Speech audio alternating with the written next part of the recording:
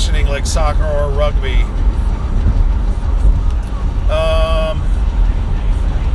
you don't have to alter a whole lot. I think people overcomplicate this a lot.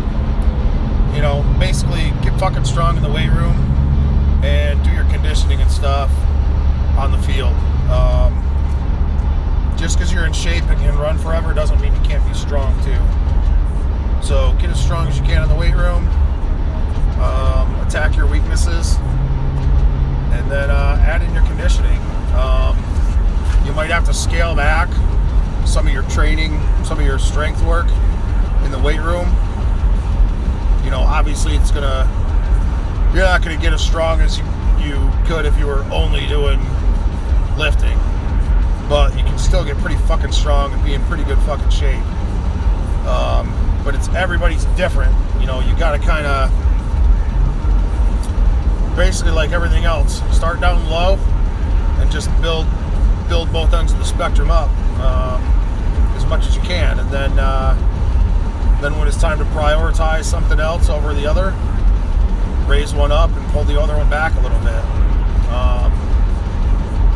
You know, so off season I get away from the running and conditioning or whatever you're gonna do for a little bit, and push your strength as much as I can, and then, you know, once your season starts coming up and you got to be in better shape, start pushing that a little bit, and then maybe your accessory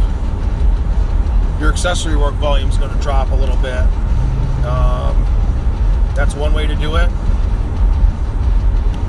you know. Or you could drop your max effort down a little bit. You can drop your dynamic lane down a little bit.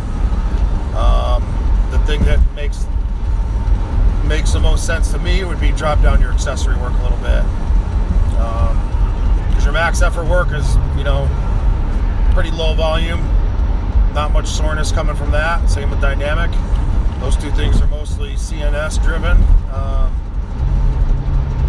and then you know, add in your conditioning, whatever you feel you need for that. Look at your sport, look at the energy system breakdown. SIF has a really good chart on that in super training. Basically goes over all the major energy system used in different sports. I can't remember where it is in there. You're gonna have to find that yourself. But find that chart, base your conditioning around that, and then just build yourself up in volume and stuff as much as you can. You know, it's going to be individual for everybody, but I don't think you have to change it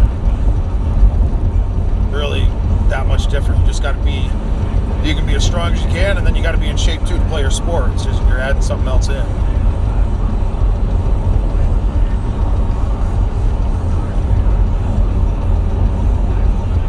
Same question. Repeat. Not answering it again. If I was a Football S&C, how would I approach spring weight training over 5 weeks?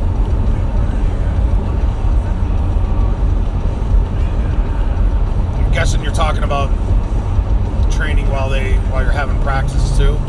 Because I feel like that first phase is longer. Right? First of all, I probably wouldn't do Football S&C because it's a fucking circus.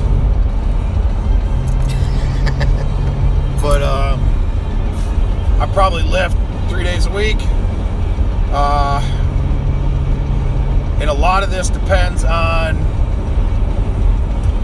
the practice schedule and the coach's schedule and what they want. So you got to see what's going on there, and then I'm going to plug things in to the best of my ability.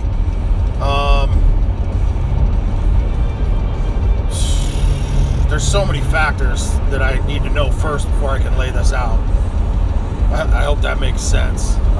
Because there's running you got to take into account. There's, like I said, practice schedule.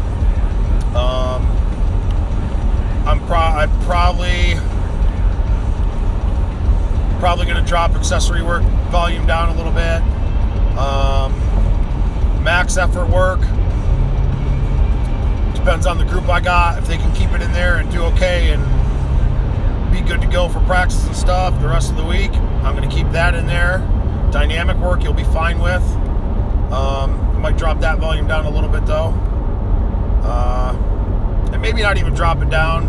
I'm definitely going to stay in kind of the mid-range with that. Maybe go into like 8 sets, 6 sets. I'm probably going to stay away from 10 and 12 sets on my dynamic work, if that makes sense. So it's really, I mean, it's a good question, but it's really hard to answer without having a lot more information, just because everything, you know, each situation is going to be a lot different. So yeah, but you gotta, it's going to depend on the schedule of practice and what the coach has going on. They may want extra conditioning days. You never really know what's going on. So you got to structure your stuff, your workouts, so that they're ready to go for practice, and you're probably going to have like a scrimmage on the weekend. And not that the kids can't be sore, you know, for practice or stuff like that, but you can't kick the shit out of them in the weight room to the point where they're getting hurt at practice because they're so jacked up that they can't perform at a high level and protect themselves. So those are the big things you want to take into account. When is the best time to use reps of 5 for dynamic work? Never, because it fucking sucks doing 5 reps on speed work. No, 5 reps works really good. I think it's a good option for younger athletes. I think it's a good option for anybody you're trying to put size on, right? Because the more time under tension will help with that. I think I've found slow negatives on my speed day are helping build a little muscle. So, or if your sport requires more time under tension, 5s are a good idea. So the reason that everybody does 2 reps on speed squats is 2 reps is the amount of time Louis found it took to complete a competition squat. So the original kind of guidelines for speed squats were set up to be time specific. So if you feel like your sport is closer to 5 seconds, like do a time analysis on your sport. Like let's say you're working with basketball and you go watch a basketball game and you find that they typically do sprint bouts for a time that's closer to 5 reps on a dynamic squat, then 5 reps in dynamic squat might be better for basketball players. Okay, so it's time specific basically. Is another time you'd want to put those in. If when I would get away from them though is in season, or to kind of just wave your volume and switch your volume around. Don't do 5s all the time, and I wouldn't do 5s all the time in season either, because they're getting enough of that time specific work in practice.